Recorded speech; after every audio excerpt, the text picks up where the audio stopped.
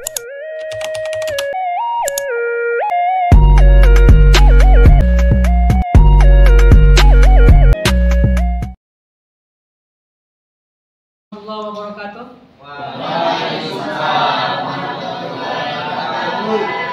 Alhamdulillahirabbil ka'bah wa qiblatul ummati amma wassalatu wassalamu ala Rasulillah la haula wala quwata illa billah. Hari ini kita melakukan pertemuan diskusi. Di depan kita sudah ada pemateri yang akan menyampaikan materinya. Kita berharap materi itu disampaikan secara singkat dan padat. Kita beri waktu 5 menit. Kita persilakan. Baik, Assalamualaikum warahmatullahi wabarakatuh. Yang saya hormati Bapak dosen, Bapak Dr. Suasana Nikmat Ginting MA. Adapun tujuan kami di sini guna untuk mempresentasikan hasil makalah dari kami yang berjudul Pancasila dan Ruang Lingkupnya. Baik, langsung saja kita langsung masuk ke materi pertama yang akan dibawakan oleh saudara Firza. Kepada saudara Firza, persilakan. Pengertian Pancasila. Pancasila adalah suatu ideologi dan dasar negara Indonesia yang menjadi landasan dari segala keputusan bangsa dan mencerminkan kepribadian bangsa Indonesia. Secara etimologi, Pancasila berasal dari bahasa Sanskerta yang terdiri dari dua kata, yaitu panca, yaitu yang berarti 5, dan sila yang berarti prinsip atau dasar. Oleh karena itu, secara harfiah Pancasila berarti 5 prinsip dasar. 5 prinsip dasar Pancasila. 1. Sila pertama, bangsa Indonesia mengakui adanya Tuhan dan menghormati berbagai kepercayaan agama yang ada di Indonesia. 2. Sila kedua, Pancasila mendorong perlakuan adil terhadap semua warga negara. 3. Sila ketiga, prinsip ini menegaskan pentingnya persatuan dan kesatuan dalam kerangka negara Indonesia. 4. Sila keempat, Pancasila mendukung sistem demokrasi menjadi dasar pengambilan keputusan. 5. Sila kelima, prinsip ini mendorong distribusi kekayaan dan peluang secara adil di antara seluruh warga negara.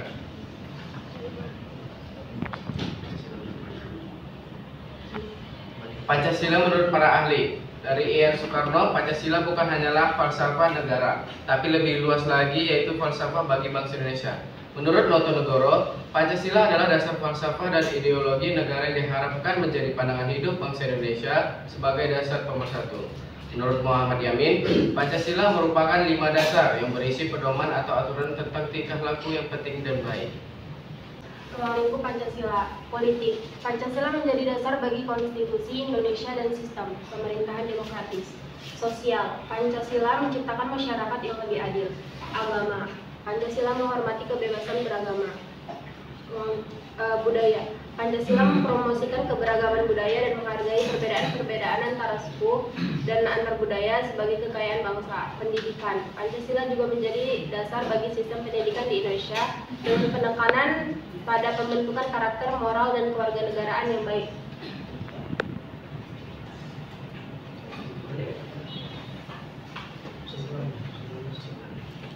Kesimpulan, Pancasila adalah dasar dalam mengatur pemerintahan negara Indonesia yang mengutamakan semua komponen di seluruh wilayah Indonesia. Dasar negara Indonesia tersebut dilambangkan dengan Garuda Pancasila. Pancasila bukan hanya falsafah negara, tapi lebih luas lagi, yaitu falsafah bagi bangsa Indonesia. Pancasila memiliki ruang lingkup yang luas dan mencakup banyak aspek dalam kehidupan masyarakat Indonesia. Ruang lingkup Pancasila meliputi politik, sosial, budaya, agama, dan pendidikan. Baik, terima kasih kepada saudara Firza dan saudari Hingga yang sudah memaparkan materinya. Di sini kami akan membuka sesi tanya jawab untuk 3 orang. Kepada teman-teman yang ingin bertanya akan dipersilakan. Saya ingin bertanya dari kelompok 3, nama saya Nadia Sari Esri. Jadi pertanyaannya, Pancasila merupakan dasar negara, sila kelima yang berbunyi keadilan sosial bagi seluruh rakyat Indonesia. Tetapi yang kita ketahui saat ini bahwa hukum di Indonesia ini tidak sesuai. Banyak sekali ketidakadilan, salah satunya yaitu ketidakadilan tentang hukum. Jadi pertanyaan saya, apa tanggapan kalian tentang ketidakadilan hukum tersebut? Saya ingin bertanya, saya dari kelompok 8, nama saya Najun Aprido. Pertanyaan saya, Pancasila menghormati kebebasan beragama, sehingga warga negara Indonesia memiliki kebebasan untuk memilih agama sesuai keyakinan masing-masing. Tentunya anak-anak akan mengikuti agama orang tuanya. Jika si anak sudah bisa memilih atau memutuskan untuk pindah agama sesuai keyakinannya, Tetapi jika hal ini dilarang keras oleh orang tua dan keluarganya, pertanyaan saya, jika sampai orang tua atau keluarganya mengancam dan bahkan melukai fisik, apakah ada perlindungan terhadap si anak? Baik, terima kasih kepada saudari Nadia dan saudara Juan yang sudah memaparkan pertanyaan kepada kami. Izinkan kami untuk menjawab pertanyaan tersebut. Mungkin pertanyaan yang pertama akan dijawab oleh saudari Inga. Kepada saudari Inga, saya persilakan.